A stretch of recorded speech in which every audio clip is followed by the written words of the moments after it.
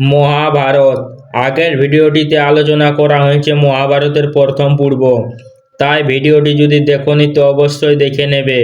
যদি চ্যানেলটিতে নতুন তো চ্যানেলটি অবশ্যই সাবস্ক্রাইব করে রাখবেন। এই ভিডিওটিতে আমরা একে একে এর প্রশ্ন উত্তরগুলা জানব। প্রথম প্রশ্ন, বেদব্যাসের জন্ম হয়েছিল কার বরে? উত্তর, মুনি পরাশরের বরে। তারপরে প্রশ্ন, বিশ্ব কথার মানে কি? উত্তর, যিনি ভীষণ দুঃসাধ্য কাজ করেন। তারপরে প্রশ্ন, বিশ্বকে কে কেন ইচ্ছা মৃত্যুর বর দেন? উত্তর, বিশ্ব শান্তনু সত্যবতীর বিবাহের ব্যবস্থা করে দিলে শান্তনু খুশি হয়ে বিশ্বকে এই বর দেন। তারপরে প্রশ্ন, অম্বা, অম্বিকা ও অম্বালিকা সম্পর্কে কি জানা যায়? উত্তর, এরা ছিলেন কাশীরাজের 3 মেয়ে। বিশ্ব এদের স্বয়ংবর সভা থেকে গায়ের জোরে ছিনিয়ে নিয়ে এসেছিলেন বিচিত্রা বীর্যের সঙ্গে বিয়ে দেওয়ার জন্য, কিন্তু অম্বা শম্ভরাজকে বিয়ে করতে চাওয়ায় তাকে বিশ্ব শম্ভরাজের কাছে পাঠিয়ে দিয়ে অম্বিকা ও অম্বালিকার সাথে বিচিত্রা বীর্যের বিয়ে দেন। তারপরে প্রশ্ন, অম্বা শেষ পর্যন্ত কি হইল? উত্তর, বিশ্ব অম্বাকে হরণ করেছিলেন বলে শম্ভরাজ অম্বাকে বিয়ে করতে রাজি হলেন না। তখন অম্বা পরশুরামের শরণাপন্ন হলেন। পরশুরাম বিশ্বকে বললেন অম্বাকে বিয়ে করতে, কিন্তু বিশ্ব আগেই প্রতিজ্ঞা করেছিলেন যে তিনি জীবনে বিয়ে করবেন না। সে কথা তিনি পরশুরামকে জানালেও পরশুরাম কিন্তু সে কথা শুনে মন গড়ল না, বরং শিষ্য বিশ্বগুরু পরশুরামের আদেশ না মানলে বলে পরশুরাম বিশ্বের সঙ্গে যুদ্ধ শুরু করে দিলেন। কিন্তু শেষ পর্যন্ত কেউ কাউকে হারাতে না পারায় পরশুরাম যুদ্ধ বন্ধ করে দিলেন এবং অম্বাকে গিয়ে বললেন যে বিশ্বকে বধ করার তার সাধ্য নেই। তখন অম্বা শিবের তপস্যা করলেন।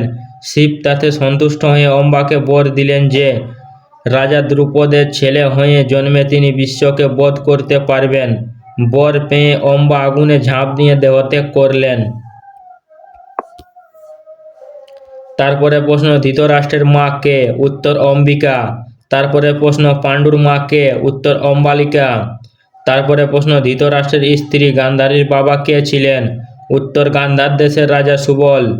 তারপরে প্রশ্ন, গান্ধারী কেন নিজের চোখ দুটিকে কাপড় দিয়ে বেঁধে রাখতেন?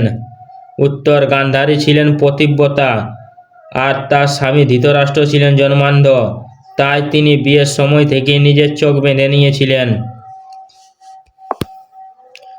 তারপরে প্রশ্ন, গান্ধারীরা কয় ভাই বোন, নাম কি? উত্তর, 7 ভাই 2 বোন।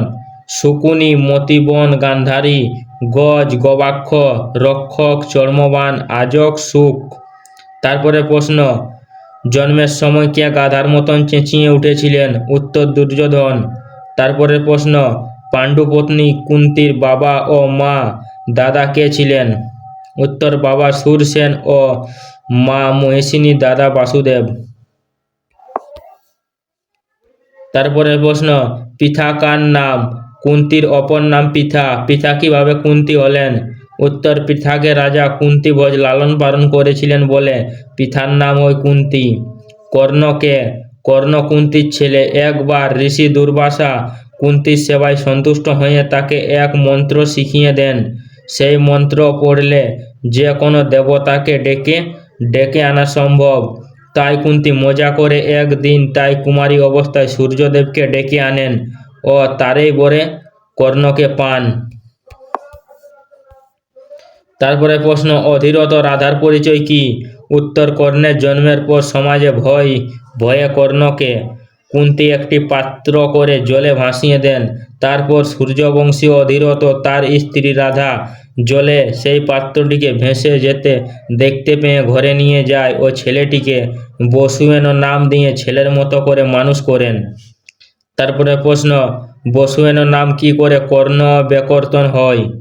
উত্তর, একবার ইন্দ্র ব্রাহ্মণের বেশ ধরে এসে বসুয়েনের কাছে তার জন্মজাত কবচটি চেয়ে নেন। বসুয়েনও তাকে তার নিজের শরীর থেকে কেটে দিয়ে দেন। সেই থেকেই তার নাম হয়ে যায় কর্ণ ও বিতর্কন। তারপরে প্রশ্ন, পাণ্ডুর অপর স্ত্রী মাদ্রী কোন দেশের রাজকন্যা? তার দাদার নাম কি? উত্তর, মাদ্রী মদ্র দেশের রাজকন্যা, তার দাদার নাম শল্য। তারপরের প্রশ্ন, মুনি কিমিন্দন পাণ্ডুকে কেন অভিশাপ দেন? উত্তর, কারণ পাণ্ডু হরিণ মনে করে অজান্তে মুনি কিমিন্ডম ও তার স্ত্রীকে তীরবিদ্ধ করেছিলেন, পরে তাতেই তাদের মৃত্যু হয়। তারপরে প্রশ্ন, পঞ্চ পাণ্ডবের মধ্যে কুন্তির ছেলে কে কে? মাদ্রীই বা কোন কোন? উত্তর, যুধিষ্ঠির, ভীম ও অর্জুন হলেন কুন্তির ছেলে, নকুল ও সহদেব হলেন মাদ্রীর যমজ ছেলে। তারপরে প্রশ্ন, কোন কোন দেবতার বরে কুন্তি তার 3 ছেলেকে পান? উত্তর, ধর্মের বরে যুধিষ্ঠিরকে, বায়ুর বলে ভীমকে ও ইন্দ্রের বরে অর্জুনকে কুন্তি ছেলে হিসেবে পান। তারপরে প্রশ্ন, নকুল ও সহদেব কাদের বর পুত্র? উত্তর, অশ্বিনী কুমারের। তারপরে প্রশ্ন, পাণ্ডুর মৃত্যু হলে মাদ্রী কি করলেন? উত্তর, তিনি স্বামীর চিতায় আগুনে ঝাঁপ দিয়ে মারা গেলেন। তারপরে প্রশ্ন, কৌরবরা পাণ্ডবদের ঈর্ষা করত কেন? উত্তর, বংশের মধ্যে যুধিষ্ঠিরই ছিলেন সকলের বড়, তাই তারই যুধিষ্ঠিরের পরে হস্তিনাপুরের রাজা হওয়ার কথা। কৌরবদের কারণ নয়, এজন্য কৌরবদের মনে ঈর্ষা ও রাগ ছিল। এছাড়া ভীমের গায়ে ছিল অসম্ভব জ্বর, তাই বেগও ছিল প্রচণ্ড, তাই তার প্রতি দুর্যোধনের রাগ বেশি ছিল খুব। তারপরে প্রশ্ন, ভীমকে কারা কিভাবে মেলে ফেরার চেষ্টা করেন? উত্তর, প্রমাণকোটি নামক জায়গায় গঙ্গার তীরে উদক ক্রীড়ন নামক এক উৎসবের আয়োজন করে ভীমকে বিষ মাখানো লাড্ডু খাইয়ে হাত পা বেঁধে জলে ফেলে দিয়ে মেরে ফেলার চেষ্টা করেছিলেন কৌরবরা। তারপরে প্রশ্ন, ভীমের প্রাণ বাঁচল কিভাবে? উত্তর, গঙ্গার জলে ভাসতে ভাসতে ভীম পাতালের সাপেদের দেশে গিয়ে হাজির হলেন। সেখানে সাপেরা তাদের কামড়াতে লাগল। সেই সাপেদের বিষ ভীমের শরীরে বিষকে নষ্ট করে দিল, কারণ বিষেই বিচক্ষণ হয়। কিন্তু ভীমের জ্ঞান ফিরে আসতেই এক ভীষণ মুশকিল হল। তিনি সাপেদের সবাইকে মেরে ফেলতে শুরু করলেন। কয়েকটা সাপ কোনো ক্রমে প্রাণ বাঁচিয়ে তাদের রাজা বাসুকিকে খবর দিল। বাসুকি সেখানে গিয়ে দেখেন যে সাপেদের যিনি মেরেছে তিনি তার নাতি কুন্তিভোজের নাতি ভীমসেন। তখন সাপেরা ভীমকে যত্ন করে নিয়ে গেল এবং অমৃত খেয়ে দিল।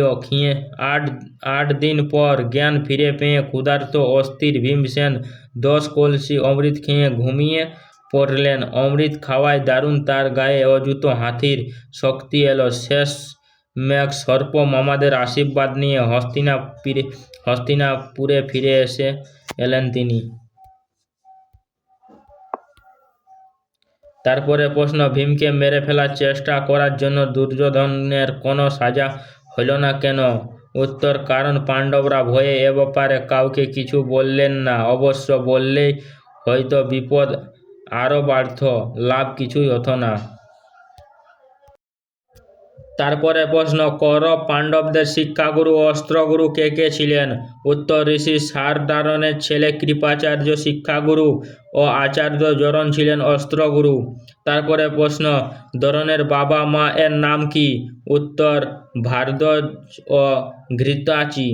তারপরে প্রশ্ন, দরন কথার মানে কি? উত্তর, জল পাত্র। দরনের এমন অদ্ভুত নামকরণ করা হয়েছিল কেন? উত্তর, কারণ দরন জন্মেছিল কলসির মধ্যে, আর দ্রোণী মানে হল কলসি, তাই বিশ্বের এই প্রথম নলজাতকের নাম রাখা হয়েছিল দরন। তারপরের প্রশ্ন, দরনের গুরু কে? উত্তর, অগ্নিবেশ্য। তারপরে প্রশ্ন, দরন কার কাছ থেকে অগ্নেয়াস্ত্র ও কার কাছ থেকে দিব্যাস্ত্র পান? উত্তর, যথাক্রমে অগ্নিবেশ্য ও পরশুরামের কাছ থেকে। তারপরে প্রশ্ন, কৃপ এর বাবা মা কে? উত্তর, ঋষি সনন্দান ও এক অপ্সরা। তারপরের প্রশ্ন, কৃপের যমজ বোনের নাম কি?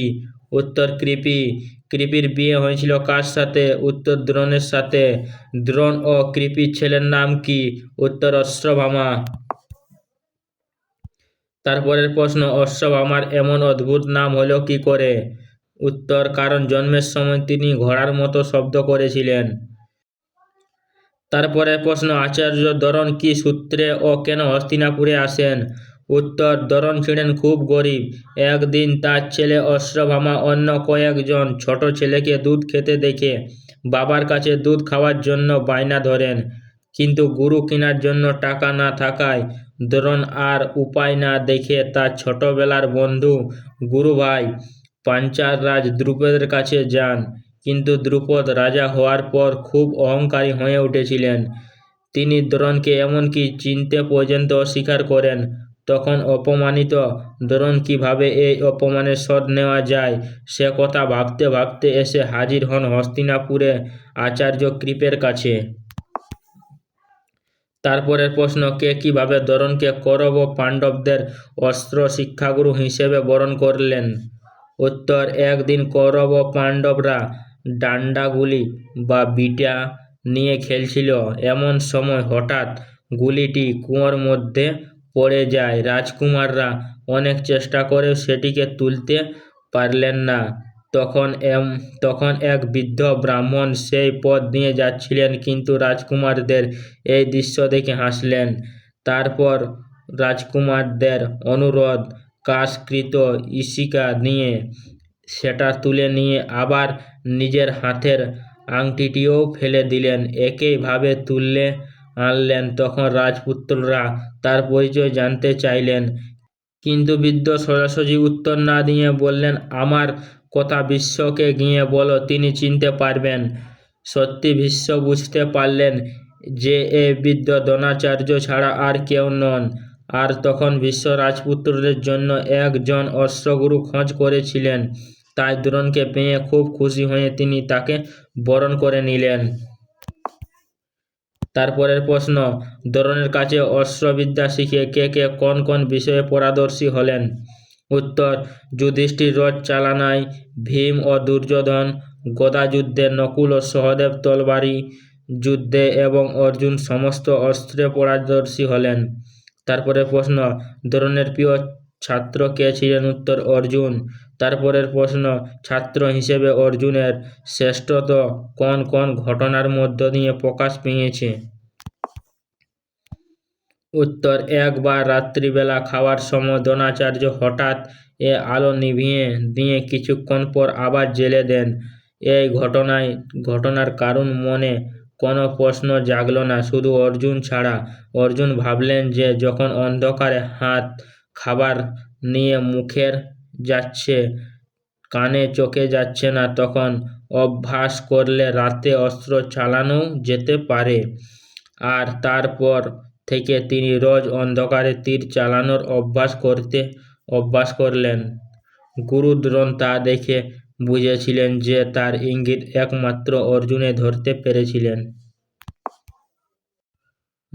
একদিন দ্রোণ একটা কাঠের পাখি তৈরি করে গাছের উঁচু ডালে বসিয়ে দিয়ে শিষ্যদের একে একে আদেশ দিলেন পাখির চোখে তীর মারতে, আর সবাইকে জিজ্ঞাসা করতে লাগলেন যে তারা কি দেখছেন। প্রত্যেকে উত্তর দিলেন, আপনাকে, ভাইদের, গাছকে ও পাখিটাকে দেখছি। দ্রোণ তাদের ফেরত পাঠিয়ে দিলেন। সবশেষে অর্জুন এসে বললেন যে তিনি দেখছেন শুধু পাখিটির চোখকে, এবং গুরুর আদেশ তিনিই পাখির চোখকে তীরবিদ্ধ করলেন।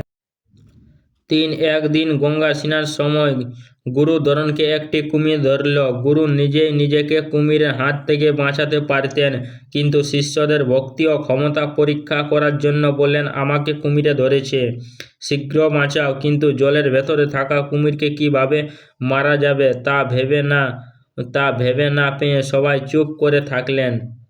শুধু রাতের অন্ধকারে তীর চালাতে অভ্যাস অর্জুন এগিয়ে এসে 5টি তীর মেরে কুমিরকে টুকরো করে দিয়ে গুরুকে বাঁচালেন। রাজকুমাররা রোজ গঙ্গা স্নান করে কমগুলোতে করে জল নিয়ে আসতেন, আর তারপর গুরু হতো তাদের অস্ত্র শিক্ষা। কিন্তু গুরু দ্রোণ রাজকুমারদের সেই গঙ্গা স্নানের সুযোগ নিয়ে সেই সময়টা নিজের ছেলে অশ্বত্থামাকে কিছু নতুন শিক্ষা দিয়ে দিতেন।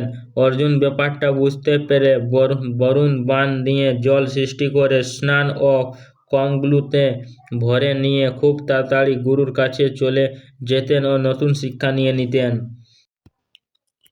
তারপরের প্রশ্ন, অর্জুনের আর এক নাম গুরাকেশ হইল কি করে? উত্তর, গুরাক মানে ঘুম। অর্জুন দিন রাত না ঘুমিয়ে অস্ত্র চালনা করতেন। তিনি ঘুমকে জয় করে নিয়েছিলেন, তাই তার নাম হয়ে যায় গুরাকেশ। নমস্কার বন্ধুরা, আজকের ভিডিওটা এই পর্যন্ত। যদি ভিডিওটি ভালো লাগে তো একটি লাইক করবেন এবং চ্যানেলটি অবশ্যই সাবস্ক্রাইব করবেন। ধন্যবাদ।